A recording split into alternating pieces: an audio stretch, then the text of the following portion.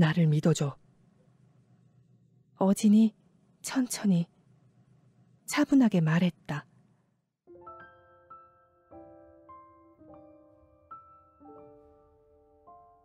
오늘 하루 어떠셨나요? 이리입니다. 안녕하세요. 추리 미스터리 소설입니다. 재밌어서 읽다가 들고 왔어요. 정말 읽다가. 절반 정도 아직 딱 여기까지 읽었거든요. 그래서 아직 결말을 모르는데 이 기분으로 낭독을 하고 싶은 마음에 좀 성급하게 마이크를 켰습니다. 저는 사극을 좋아하는 편인데요. 개인적으로 조선의 정취라고 해야 하나? 이 소설에서 그런 건 잘 느껴지지 않았어요. 하지만 그렇기에 누구나 쉽게 읽어나갈 수 있는 소설이라고 생각했습니다. 어느 날 서민들을 위한 의료기관인 해민서에서 의문의 살인사건이 벌어집니다. 천민이자 궁궐의 의녀인 주인공 현, 그리고 우연히 알게 된 서어진 종사관이 이 실상을 알기 위해 뛰어다닙니다. 조선을 배경으로 한 미스터리 소설이라는 말이 정말 잘 어울려요. 가볍게 술술 읽히는 소설을 찾으신다면 추천드립니다. 그럼 저는 더 읽어보러 가겠습니다.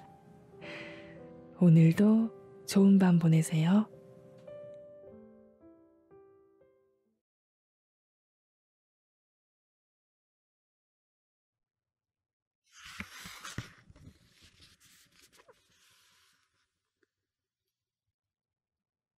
잠깐 침묵이 흘렀다. 기다리는 동안 두려움으로 몸이 따끔거렸다. 하지만 아느냐 현은이여. 그 괴서를 쓴 자는 자신이 무엇을 요구하고 있는지 몰라. 일국의 왕자에게 유죄를 선고하는 것은 왕실 전체를 죄인으로 만드는 행위거늘. 우리 원손, 주상전하의 하나뿐인 손자까지 말이야. 범죄자도 범죄자의 자식도 왕위를 물려받을 수 없어. 그러니 후계자가 없어지지. 미래가 사라지는 게야. 유죄 판결은 이 왕조를 뒤흔들 일이야. 세자빈이 손을 뻗어 내 손을 잡았다. 북받치는 감정에 가슴이 터질 것 같았다. 하지만 너를 막지는 않을 것이다. 예? 내 입에서 숨막힌 소리가 났다. 세자빈은 왕실의 일원이었다. 절벽에서 뛰어내리라 명령해도 나는 시키는 대로 해야 했다. 세자빈이 말을 이었다. 우리는 여인들이지. 죽음 외에는 우리가 하고자 하는 행동을 막을 수 없어. 우리 삶을 구속하는 법과 제약이 무엇을 낳았더냐? 결단력과 계략 아니겠느냐?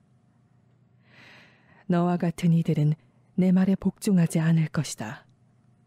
바위처럼 가만히 있을 작정이라고 말한다 해도 물고기처럼 날쌔게 그림자 사이를 이동할 테지. 세자빈이 목소리를 낮춰 속삭였다. 자, 나를 보아라. 그리고 잘 듣거라. 명령에 따라 시선을 들자 한 쌍의 진실된 눈이 보였다. 세자빈이 이제 하려는 말은 절대적인 진실이 분명했다. 그날 밤 저하께서 궁으로 돌아오셨을 때 의복은 더럽혀지지 않은 상태였다. 핏자국이나 긁힌 흠집 하나 보지 못했어. 내 말을 믿어주기 바란다. 저하께서는 결백해, 현인이여. 나도 모르게 안도의 한숨을 뱉을 뻔했다. 세자에게는 핏자국이 없었다. 세자가 진범이라면 불가능한 일이었다. 나는 엉망으로 찍힌 상처, 한 피해자의 손톱에 박힌 살점, 다른 피해자가 움켜쥔 머리카락을 똑똑히 보았다. 범인에게는 명확한 폭력의 흔적이 남아있어야 했다. 세자는 정말로 결백했다. 이야기할 것이 있으면 언제든 나를 찾아와도 좋다, 허느녀. 그리고 정수의녀를 구할 수 있다면 할 수 있는 무엇이든 해. 정수는 좋은 여인이고 좋은 벗의 도움을 필요로 하고 있으니. 다만 400년 역사, 그것 하나만은 깨뜨리지 말아주기를 바란다. 세자빈의 처소에서 나온 후 묘한 떨림이 내 속을 채웠다. 세장에서 밖으로 날아가는 새가 이런 기분일까? 그동안 나는 궁궐의 법도를 생각하느라 억지로 침묵하고 있었다. 그래서 어진을 돕겠다고 선뜻 나서지 못했다. 하지만 세자비는 왕족이었다. 궁의 일원이 진실을 찾아도 좋다고 허락했다. 400년 역사는 솔직히 걱정되지 않았다. 무슨 수로 내가 그 정도의 혼란을 일으킬 수 있겠는가? 어떻게 나 같은 천민 계집이 우주를 뒤흔드는 상상을 할 수 있겠나? 내 의원으로 서둘러 돌아가는데 웃음이 마구 터져나왔다. 나를 둘러싼 인생을 무너뜨리지 않고도 어진을 도와 진실을 추적할 수 있었다. 은밀히 수사를 한다면 아버지에게도 들키지 않을 수 있을 것이다. 나는 가벼운 마음으로 남은 하루를 보냈다. 오늘은 조용하게 흘렀다. 나는 아픈 왕족과 후궁 몇 명의 치료를 위해 약초를 자르고 말리는 일을 보조하라는 지시를 받았다. 약초의 양은 아주 많았다. 약초 정원에서 온 바구니들은 무성한 잎과 영양분이 풍부한 뿌리로 넘쳐났다. 근무가 끝날 즈음에는 손목이 쑤셨다. 약초들을 썰고 매달아 건조시키기까지 몇 시간이 걸렸기 때문이다. 일하는 동안에는 수사에 관해 생각하느라 통증을 느낄 새가 없었다. 나는 이제 더 이상 수사하는 것이 두렵지 않았기에 의원을 드나드는 의녀들과 의원들에게 군의원의 행방을 물었다. 그러나 그를 봤다는 사람은 아무도 없었다. 군의원은 오늘 출근하지 않은 것이다. 근무가 끝나고 지은과 궁에서 책방까지 걸어가는 동안에도 나는 군의원을 생각하고 있었다. 나는 어진에게 그가 아는 것을 묻고 싶었고 내 대답도 들려줄 필요가 있었다. 하지만 아무도 모르게 그의 수사를 도우려면 은밀한 소통 방식이 필요했다. 혹시 성 밖에서 만날 수 있을까? 하지만 그러려면 전가를 보내야 하는데 마침 그의 사촌이 내 앞에 있었다. 어진 얘기를 꺼내려니 왠지 두 뺨이 달아올랐다. 지은아, 응? 나는 목을 가다듬었다. 나, 네 사촌과 할 말이 있어. 내 사촌? 둘이 아는 사이야? 지은은 당황한 듯 입꼬리를 반쯤 올려 웃었다. 나는 가만히 있기 민망해 손목을 문질렀다. 응. 우리는 함께 책방으로 들어갔지만 지은은 서책에 쌓여있는 책장들을 둘러보기만 할 뿐 아무 말이 없었다. 하지만 자신이 모르는 상황을 추측하려고 머리를 바쁘게 돌리는 것을 느낄 수 있었다. 나는 어색하게 헛기침을 하고 책 몇 권을 넘겨봤지만 전부 책장에 다시 꽂았다. 무엇도 내 관심에 들어오지 않았다. 다른 문제에 정신이 팔려 있었기에. 둘이 서로 좋아해? 지은이 벼랑간 물었다. 아니야. 내가 질겁하며 말을 이었다. 해민서에서 우연히 만났어. 그 살인사건 관련한 일로. 대화를 좀 하고 싶어. 몰래. 아버지에게 들키고 싶지는 않아. 나는 열려있는 문을 통해 아직 환한 하늘을 쳐다보았다. 해 지기 전에 볼 수 있냐고 물어봐 줄래? 가능하지. 어디서 만날지 전해줄게. 지은이 책 한 권을 품에 안고 장난기 어린 미소를 지었다. 그러고 보니 오라버니는 한 번도 사랑에 빠진 적이 없어. 짝을 아직 못 만난 거지. 그런데 오라버니가 만일 너와 혼이 나면 네가 내 사촌 새언니가 되는 건가? 놀라서 숨이 막힐 뻔했지만 사실 놀랄 일도 아니었다. 지은은 낭만주의자니까. 공부를 하지 않을 때는 중매쟁이 노릇을 하고 다녔다. 그럴 일은 없어. 장담해. 그러고는 얼른 덧붙였다. 너도 와. 같이 진신을 찾으면 되겠네. 이 생각을 하니 갑자기 기분이 좋아졌다. 그래. 당연히 너도 같이 해야지. 주막에서 만나자. 우리 셋이. 의논 끝나면 너랑 나랑 밥도 같이 먹고 내가 낼게. 그러고 나서 우리 집에 가.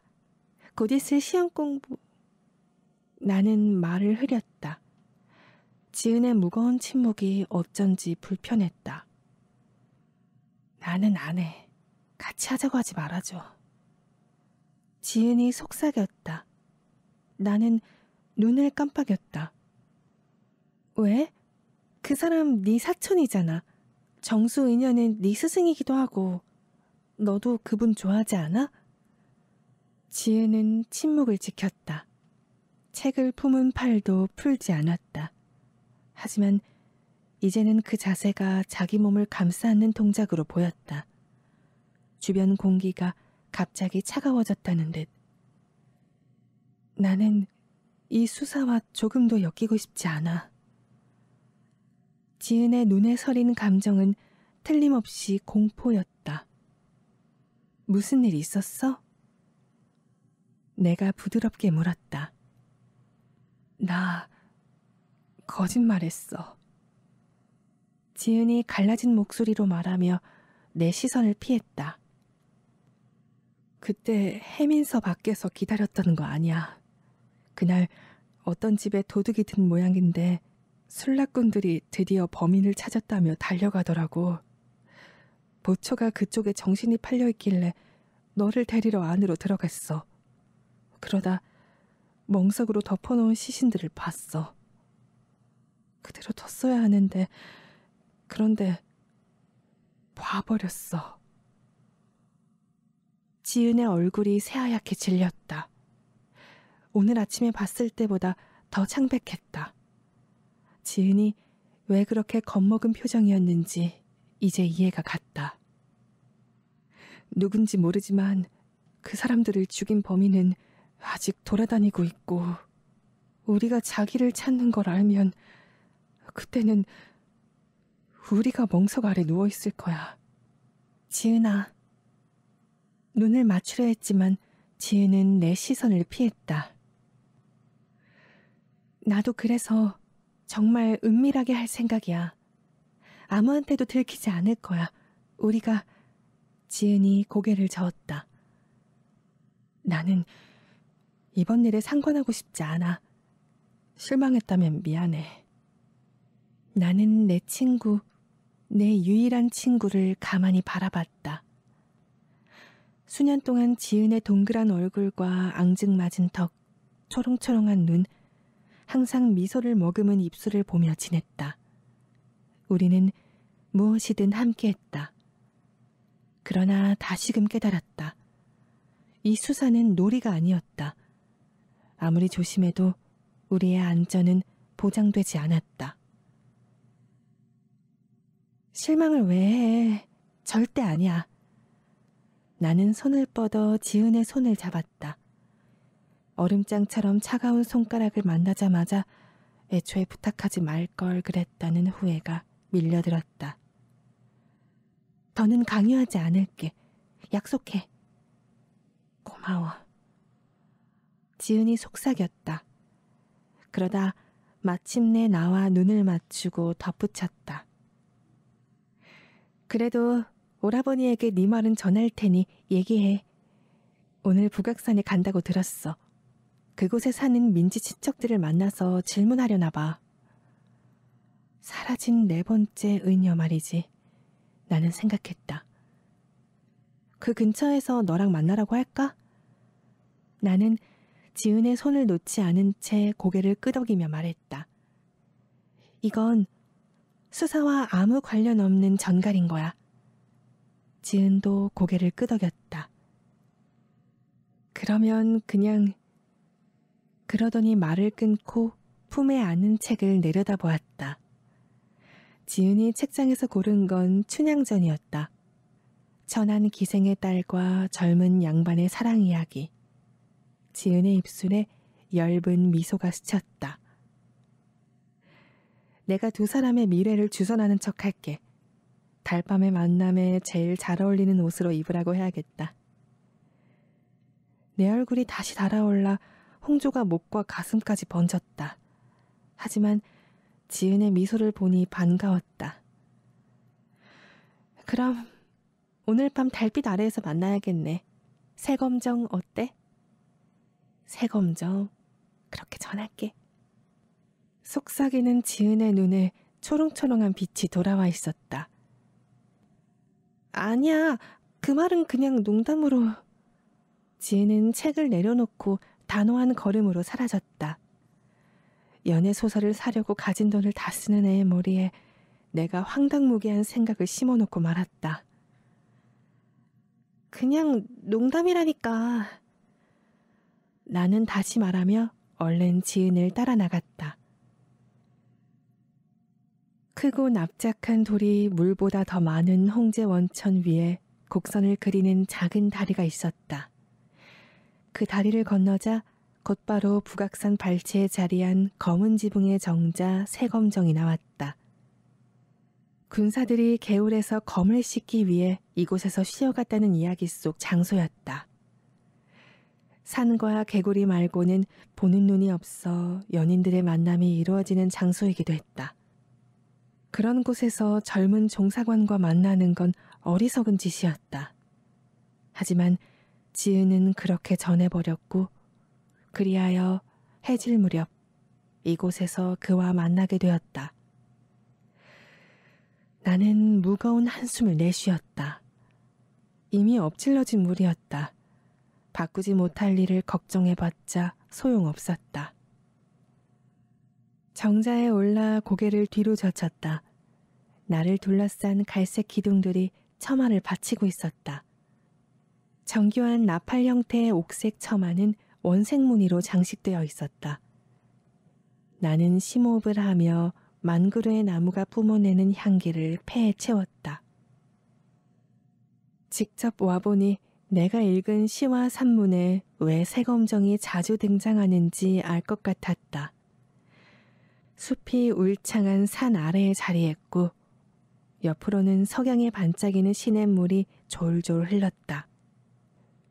이런 풍경은 이 나라가 아무 문제 없이 잘 돌아가고 있다고 사람의 마음에 마법을 걸었다. 기근이 없다고, 공포도 고통도 비탄도 없다고. 이곳에는 오직 물과 땅, 숲만 존재했다. 하지만 이런 마법 같은 느낌은 즉시 사라졌다. 낮은 격자 울타리에 기대고 있으니 전혀 괜찮지 않았다. 진실은 아직 손닿지 않은 곳에 있었다. 나는 이곳으로 오는 길에 혹시 정보가 있을까 싶어 해민서에 들러 옥선 의녀와 대화를 해보았다. 옥선은 고개를 저으며 알만한 사람에게 다 물어봤지만 해민서 살인사건이 일어나기 몇 시간 전인 자정에 정수 의녀가 어디 있었는지 아무도 모른다고 했다. 나는 깊이 생각에 잠겨 시간의 흐름도 잊었다. 그러다 멀리서 쿵쿵거리는 말발굽 소리를 들었다.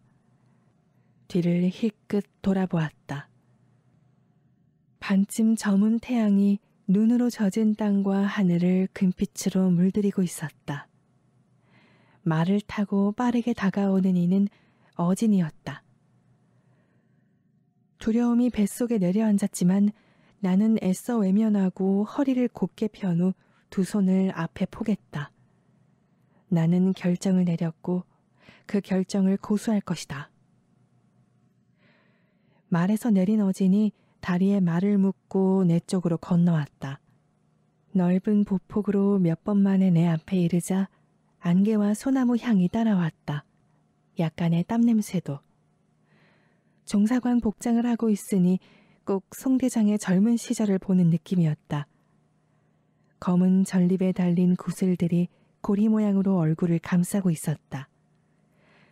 푸른 비단옷 소매에는 은색 징이 박혀 있었고 허리에는 위풍당당하게 검을 차고 있었다. 나는 싸늘한 불만을 느끼며 눈을 내리깔았다. 이렇게 먼 곳까지 오시게 해 죄송합니다, 나리. 나는 어색한 담소가 이어지기를 기다렸다. 내가 선택한 장소를 두고 나 부끄러운 말을 하지 않을까 싶기도 했다. 하지만 어진은 이렇게만 물었다. 결심했어? 감히 용기 내어 여쭙. 너는 용기 있는 사람이야. 그러니 같이 용기를 내자. 어진은 놀라울 만큼 단호한 목소리로 말을 이었다. 예의도 그렇게 갖출 필요 없어. 나는 어진의 요청을 따져보고 작게 말했다. 살인사건에 예의는 어울리지 않겠죠. 내 말이. 어진의 목소리에 웃음기가 묻어났다. 대담해진 나는 시선을 조금 더 높이 들었다. 그렇다면 말씀해 주세요, 나리. 이 사건에 관해 아는 걸 전부 말씀해 주시면 저도 아는 대로 말하겠습니다. 어진은 격자 울타리에 몸을 기대고 작은 일지를 꺼내 펼쳤다. 우리는 그날 밤 해민서 근처에 있던 목격자를 전부 찾아 조사했어. 나는 의녀복 옷깃을 매만지다 쭈뼛쭈뼛 그에게로 다가가 그가 가리키는 부분을 내려다보았다. 한자로 깔끔하게 이름들이 나열되어 있었다. 첫 번째 이름은 의녀 인영이었다. 과거 포도청 다모였던 내 의녀 인영이 첫 번째 목격자였어.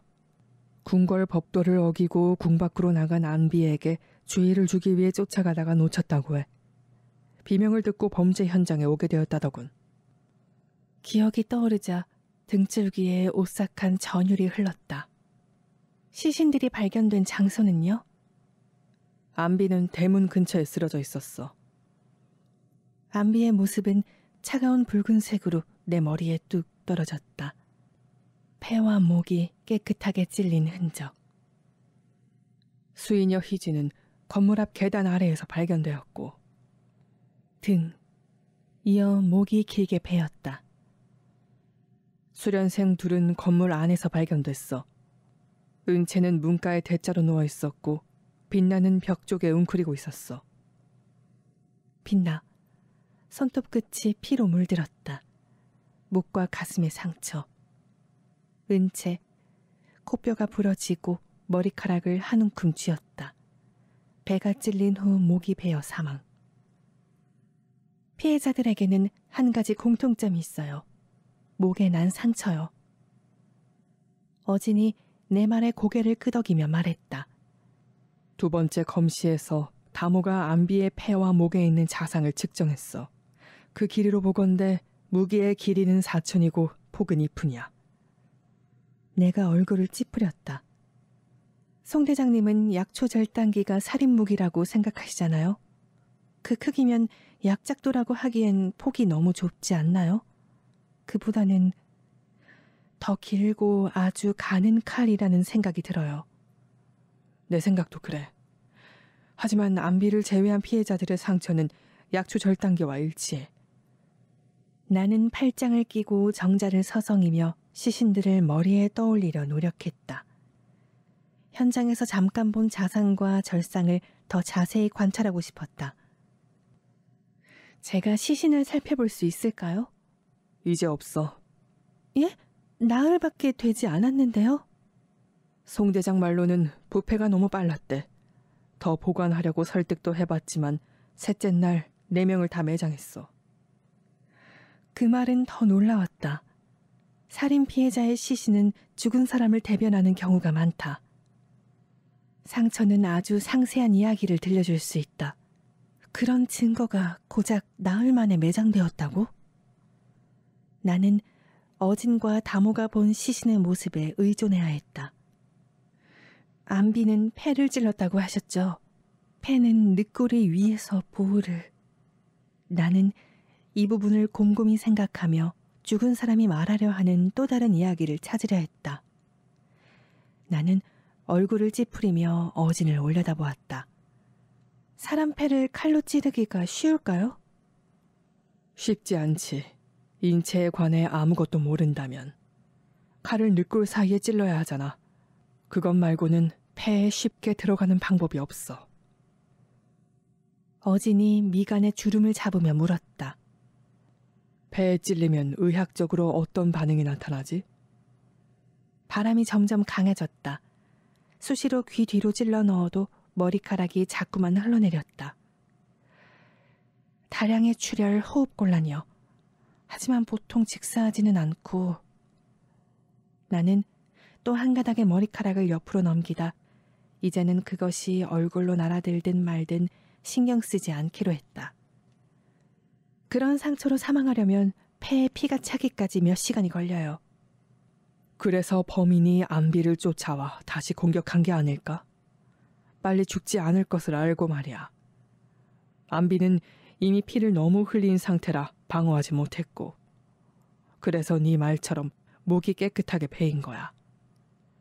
다모들은 그 상처에 대해 뭐라고 해요? 사망할 정도로 깊은 상처라고 확인해줬어. 칼이 목에 커다란 혈관을 잘랐다더군. 이 말을 들으니 상처를 처음 봤을 때 왜 불편했는지 알겠다. 범인은 큰 혈관의 정확한 위치를 알았던 걸까? 둘 중 하나네요. 하나는 직사하는 지점을 범인이 우연히 찾은 거예요. 다시 공격하지 않은 걸 보면 한 번으로 성공할 걸 알았고요. 두 번째 경우는 범인이 오랜 기간 군사훈련이나 의학교육을 받았다는 거예요. 군의원, 인형의녀, 세자가 떠올랐다. 앞에 두 사람은 평생 인체를 공부했고 세자는 무술 실력이 뛰어나기로 유명했다. 용의자가 누구누구예요? 어진이 한숨을 내쉬었다. 지금은 너무 많아서 추려야 해. 예를 들어서요? 군의원이 가장 명백한 용의자지. 오늘 출근하지 않았어요. 불현듯 그를 떠올리며 말을 이었다. 아무도 못 봤대요. 그를 본 적이 있어요? 최근에 대화하러 갔었어. 집에 틀어박혀 있더라. 슬픔에 빠져 이불 밖으로도 못 나오는 상태였어.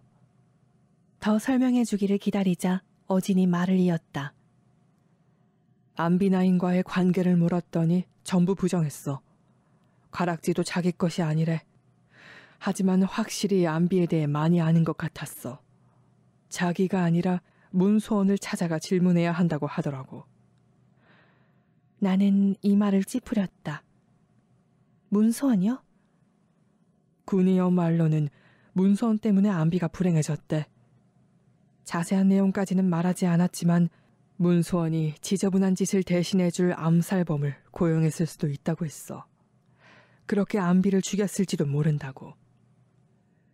어진이 일지를 보았다. 그래서 문소원도 용의자야. 그 사람이 궁녀를 노린 이유는 모르겠지만. 불안하게 들썩이는 감각에 내 몸이 굳었다. 알듯 말듯한 감각. 나는 분명 답을 알고 있었다.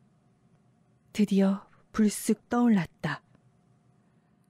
안비가 문소원의 첩자였기 때문이에요. 어진이 놀란 얼굴로 고개를 들었다. 네가 어떻게 알아? 세자빈 마마께서 세자빈? 왜 왕족이 아랫사람인 내게 그런 얘기를 해? 내가 괜한 말을 했다는 생각이 들었다. 어진이 나를 유심히 쳐다보는 가운데 그날 밤의 기억이 잠에서 깨어났다. 그가 나를 더 자세히 들여다보면 그의 눈에도 보일까 두려웠다. 목이 달아날 수도 있는 궁의 비밀이. 그 목이 내 목일 수도 있었다. 내가 알아야 할 사실이 있어? 어진이 조용히 물었다. 제가 의녀잖아요. 환자들이 치료를 받으며 가끔 비밀 이야기도 하는 거죠. 내가 해명하며 얼른 화제를 돌렸다. 문소원이 궁녀를 지켜 세자저하를 염탐한 건 확실해요. 전하께서 아드님을 적으로 돌리게끔 애쓰고 있다고 들었어요. 전하를 고립시켜 자기가 독차지하려고요. 어진은 계속 나를 관찰했다.